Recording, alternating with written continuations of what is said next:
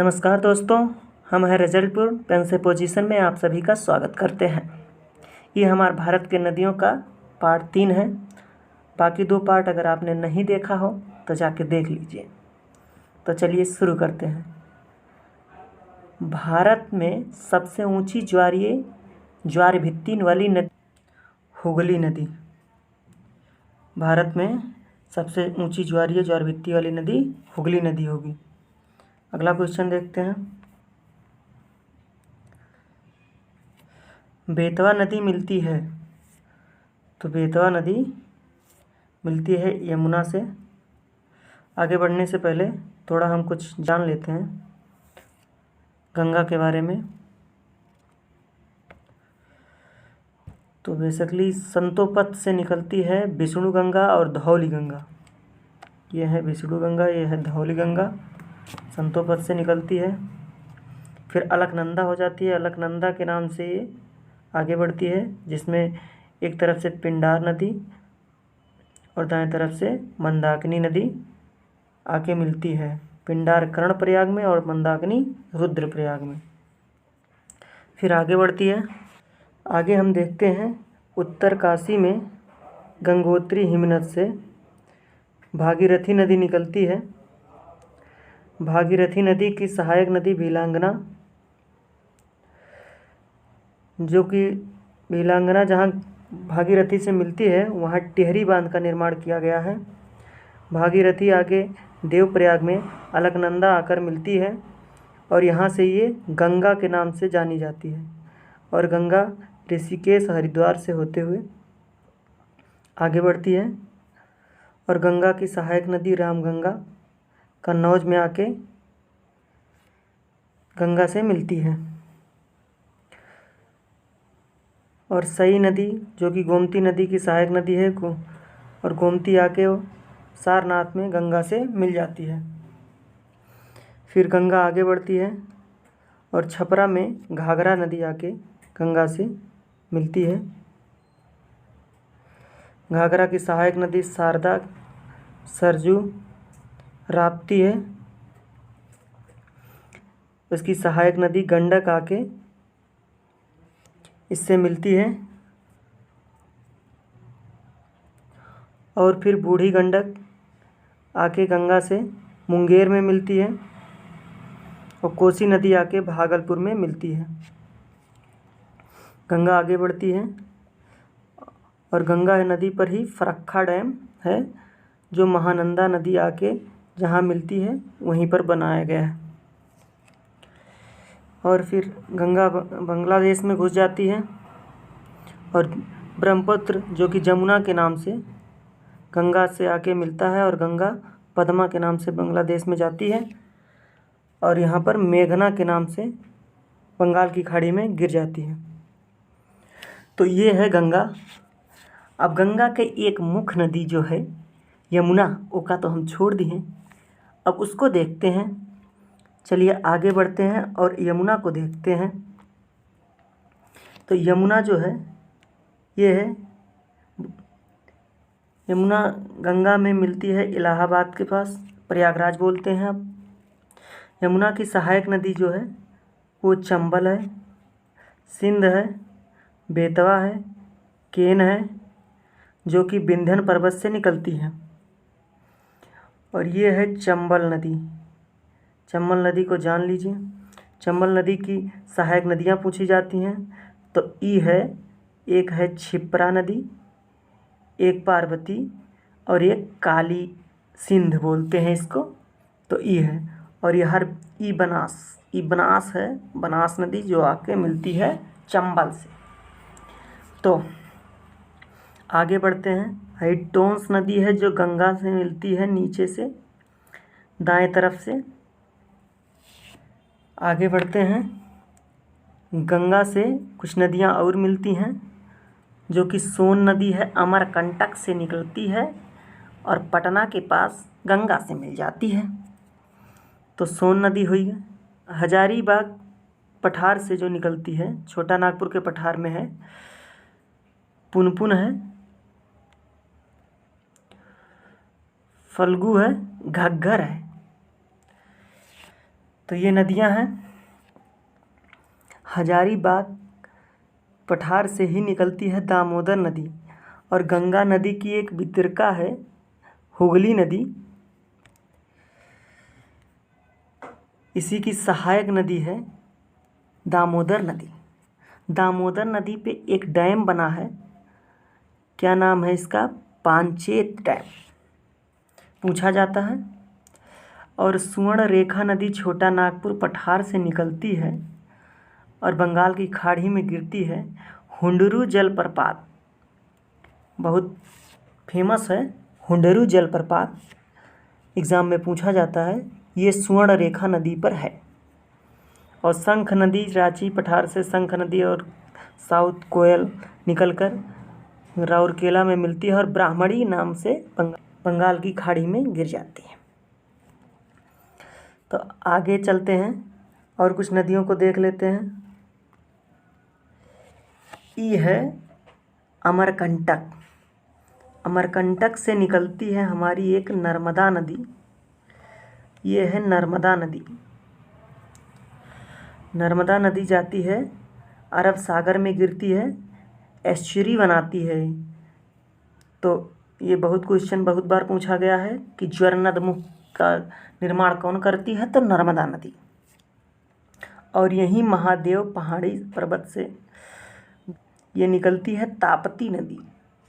और ये ताप्ती नदी सूरत इसके किनारे ही है, ये भी जाके अरब सागर में गिर जाती है। तो एक चीज़ आलिया बेट द्वीप पूछा जाता है और खादिया बेट द्वीप। तो आलिया बेट नर्मदा के पास में है और खादिया बेट जो है वो ताप्ती के पास में है। पूर्णा इसी ताप्ती की सहायक नदी है। वेनगंगा ये मैकाल पर्वत से निकलती है। वेनगंगा ये गोदावरी की सहायक नदी है। आगे देख लेते हैं ब्रह्मपुत्रा। ब्रह्मपुत्रा से काफ़ी क्वेश्चन हुआ। तो ये निकलती है चेंगयांगदुंग हिमनद से और सांगपो नाम से जानी जाती है ये तिब्बत में। और भारत में यांग्याप दर्रा अरुणाचल प्रदेश के पास से एंट्री करती है और दिहांग नाम से फिर जानी जाती है। दिहांग नाम से अरुणाचल प्रदेश में ये चलती है। और यहाँ दिबांग और लोहित इसकी दो सहायक नदियाँ हैं। लोहित के मिलने के बाद ये ब्रह्मपुत्रा के नाम से असम में जानी जाती है। और फिर ये आगे बढ़ती है। पूरी सुवनसिरी नदी है जो सहायक नदी है, आके मिलती है अरुणाचल प्रदेश से। और इसी पे माजुली द्वीप है ब्रह्मपुत्र नदी पे ही असम में। ये विश्व की सबसे बड़ी नदीय द्वीप है। तो ये माजुली द्वीप हो गई। और आगे इधर से कामेंग नदी आके इसकी सहायक नदी है। मानस नदी, मानस नदी, मानस वन्य अभ्यारण्य इसी पे है अवस्थित है। और सुनकोसी नदी आती है भूटान से, इसी की सहायक नदी है।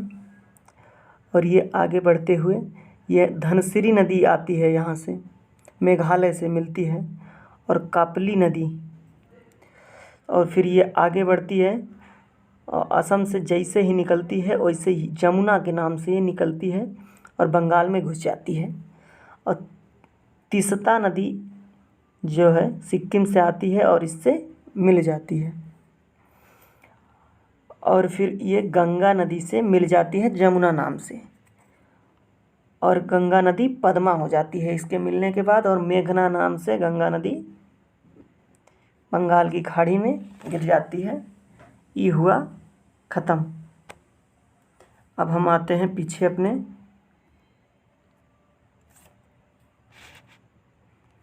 तो बेतवा नदी यमुना की सहायक नदी है, ये हमने जान लिया। अगला क्वेश्चन देखते हैं। निम्नलिखित नदियों में कौन अपने मार्ग में परिवर्तन करने के लिए कुख्यात है? तो इसको हम बताए हैं, कोसी नदी है, बिहार का शोक कहा जाता है। अगला क्वेश्चन है, भारत की सबसे बड़ा नदी मुख किस नदी के मुख पर है? तो ये भाई है हुगली नदी है, हुगली नदी पर है। अगला क्वेश्चन देखते हैं, पंजाब के निर्माण में कौन सी नदी जो है सबसे महत्वपूर्ण है? तो पंजाब के निर्माण में भैया सिंधु नदी जो है वो बहुत महत्वपूर्ण है। सिंधु की ही सहायक नदियां हैं, बाकी सब ये सिंधु से ही मिलकर बनता है पंजाब। चलिए आगे अगला क्वेश्चन देखते हैं। निम्नलिखित में से कौन सी नदी बिंदु तथा सतपुड़ा पर्वत श्रृंखला के मध्य होकर गुजरती है? तो बिंद और सतपुड़ा के मध्य गुजरती है, ये तो हमने बताया है कि ये नर्मदा नदी है, जो ऊपर बिंद है नीचे सतपुड़ा है, गुजरती है। तो हमारा आंसर ए हो जाएगा। अगला क्वेश्चन देखते हैं। निम्नलिखित में से कौन सी नदी है, निम्नलिखित में से कौन सी नदी अंततः अरब सागर में गिरती है? तो अंततः जो अरब सागर में गिरती है वो नर्मदा नदी है, बाकी सब बंगाल की खाड़ी में गिरती हैं तीनों। तो अगला क्वेश्चन देख लेते हैं। प्रायद्वीपीय भारत की सबसे बड़ी नदी कौन है? तो प्रायद्वीपीय भारत की सबसे बड़ी नदी गोदावरी है। अगला क्वेश्चन देखते हैं। शारदा नदी का उद्गम स्थल कहाँ है? तो ये मलाम है। मलाम शारदा नदी की उद्गम स्थल है।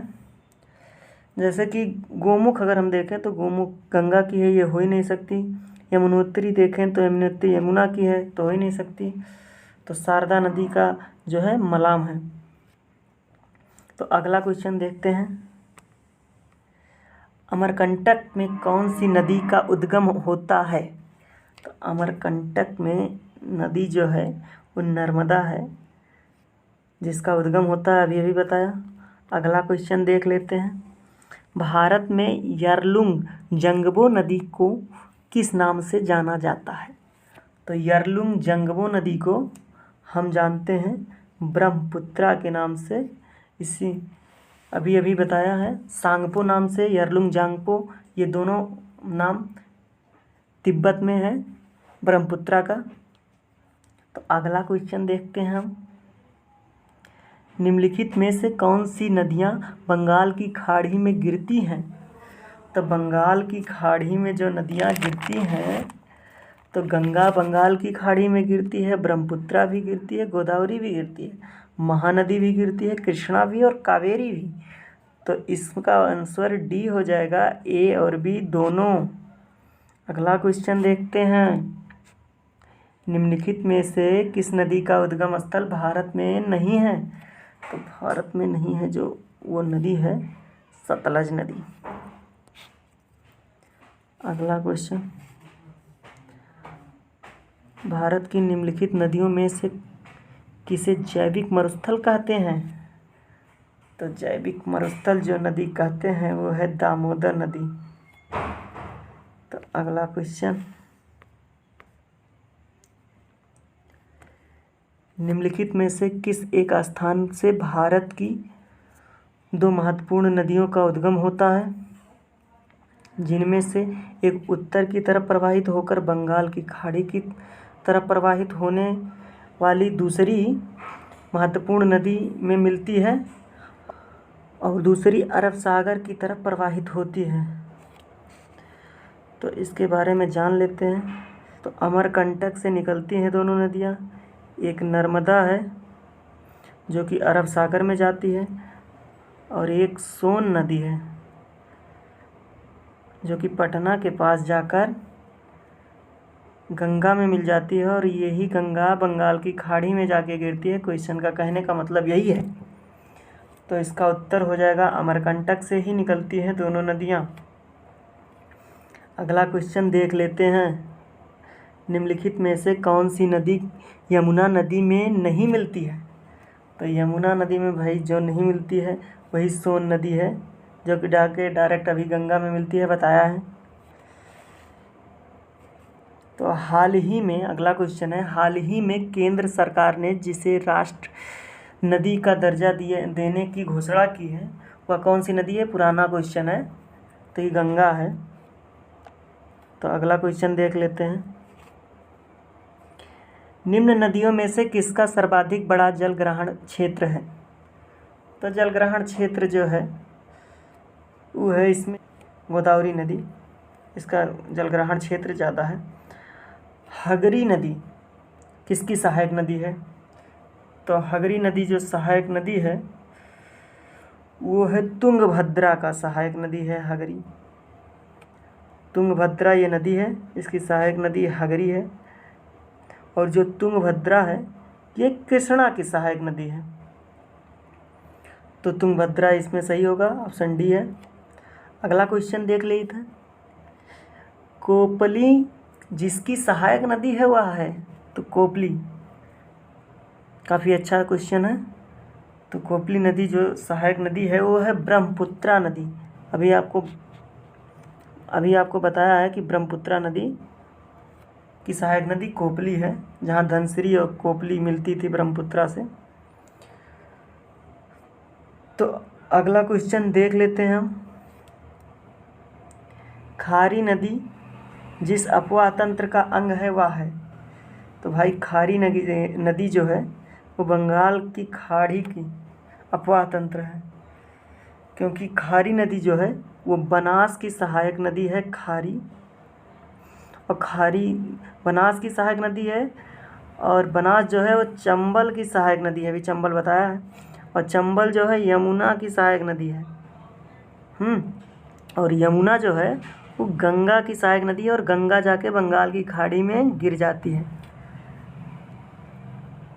समझ में आया? चलो फिर से समझाते हैं। ये जो खारी नदी है ये सहायक है बनास की, और बनास मिलती है जाके चंबल से, और चंबल जाके यमुना से मिलता है, और यमुना जाके गंगा से मिलता है। गंगा बंगाल की खाड़ी में गिरती है, तो इसलिए ये बंगाल की खाड़ी अपवाह तंत्र का अंग है। अगला क्वेश्चन देख लेते हैं।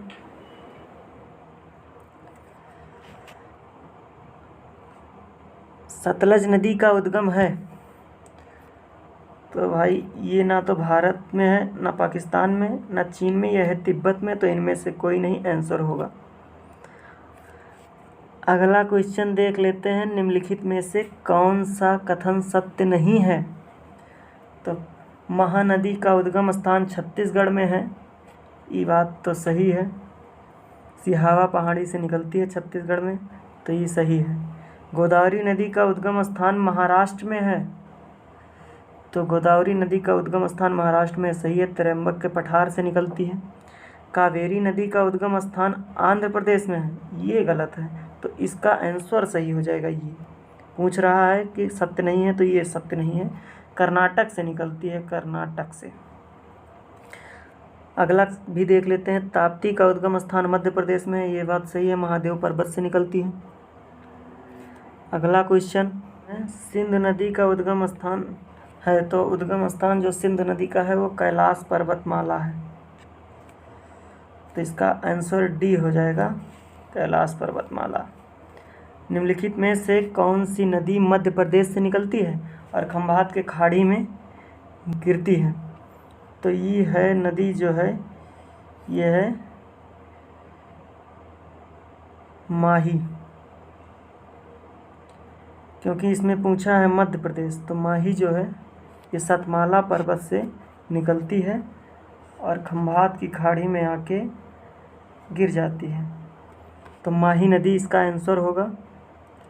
ये कर्क रेखा को 2 बार काटती है माही नदी। अगला क्वेश्चन देख लेते हैं। भागीरथी नदी निकलती है गौमुख से, और यही आगे आके अलकनंदा से मिलती है, और अलकनंदा और भागीरथी मिलकर गंगा के नाम से आगे बढ़ते हैं। अगला क्वेश्चन, तो सिंधु नदी की एक सहायक नदी है जो हिमाचल प्रदेश से होकर बहती है, वह कौन सी नदी है? तो वो है सतलज नदी। कौन सा है पार्टनर? सतलज नदी। अगला क्वेश्चन, निम्नलिखित नदियों में से किसको दक्षिणी भारत की गंगा कहा जाता है? तो दक्षिणी भारत की गंगा भाई तो कई बार बताए हैं, गोदावरी नदी। अगला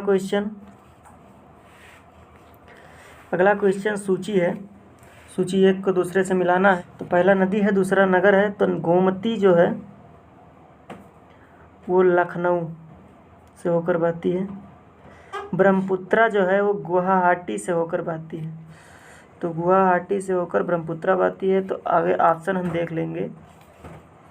तो ऑप्शन में हमारे ए का 4, तो ए का 4, बी का 1, तो ये ऑप्शन हमारा सी सही हो जाएगा, सी। और आगे भी देख लेंगे हम।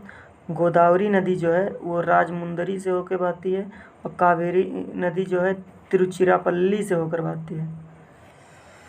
तो आज के लिए बस इतना ही। वीडियो पसंद आया हो तो लाइक करें और चैनल को सब्सक्राइब करें। धन्यवाद।